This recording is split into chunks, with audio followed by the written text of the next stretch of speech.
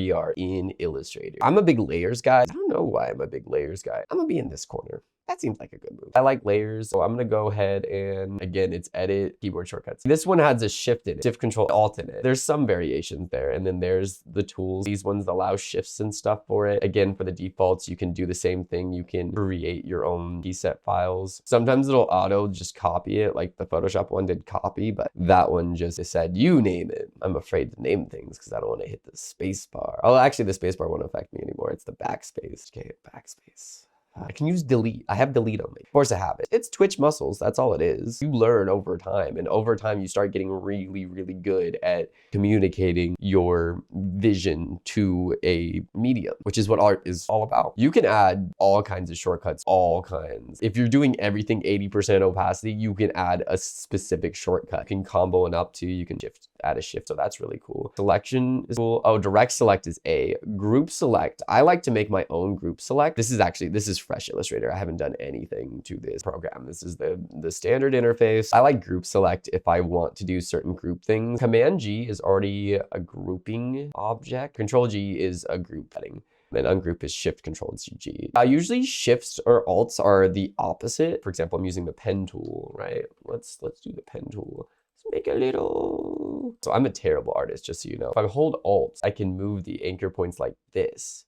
If I'm not holding alt, it adds more points. But if I switch back to the selection tool with V, I move the whole thing and I can stretch it and warp it. Or if I hit E, and I think I have to look at what this is, Shift P? Oh, that is, I don't even know how to get rid of that now. I Shift P'd. Now I have a cool cube. You know what? We're going with it. You can add all kinds of graphs in the background. I might make another one where if you want a nice lane to set up your video, that's a cool way to do it. Oh, does that exit out? What does that do?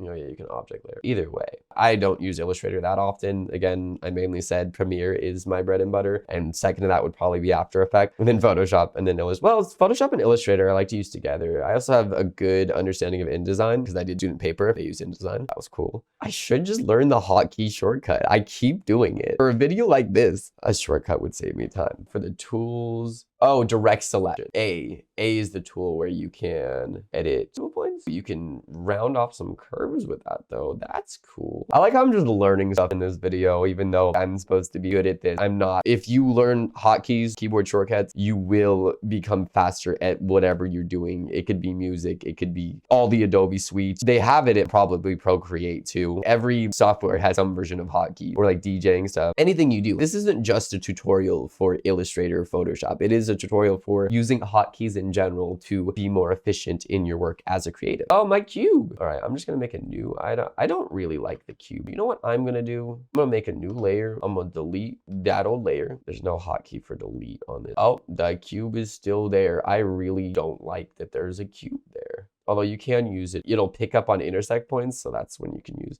You know what? We'll make a little cube. Look at that. Look at it go. It's a little, I don't even know what that is because it's not even a trapezoid. Or no, it is a trapezoid. It's not a parallelogram. I don't know. Shapes, geometry. I don't know. It's a big part of design, but everyone's got their gap. What was I trying to do? Oh yeah, edit single point. Zoom. And alt zoom I know is negative. See how it goes plus to negative? You can just hit alt to do that. That'll save you a ton of time. H is good too. The hand tool, if you're stuck somewhere you don't want to be. H and Z, big ones. Definitely top two if you're using Illustrator. Right up exactly where you want to. My computer made a mean sound to me. V is the main selection tool. A is the second selection tool. You can hit a point, you can click on it. Okay, so that's where you can adjust points, is the direct selection tool. You can't do it with the regular selection tools. That's a good one to use. If you path it out, you can move the entire one, or with the direct select, you can even move like a particular part of it, perspective warp. So there's all kinds of different ways you can use these shortcuts to just make your design process faster. I turned that cube into something cool. This looks like a tattoo my friend has. If I go back to V,